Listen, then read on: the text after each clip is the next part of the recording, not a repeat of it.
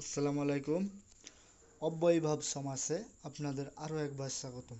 তো অব্যয়ীভাব সমাস আমরা শিখব মাত্র একটি বাক্যতে, আর সেটি হলো আ, হা, নির, অপরাধ, বে, বি, দের উপকারের প্রতিদান যথার্থ উৎসাহ থাকা উচিত।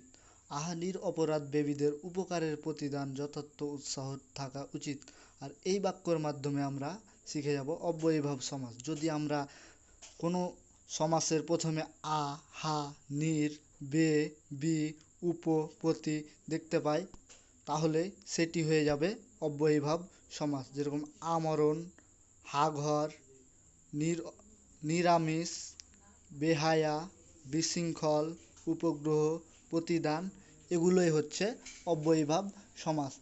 এই সমাসের ভেতরে কোনো বিভক্তি থাকবে না, এই সমাসে কোনো নাম থাকবে না।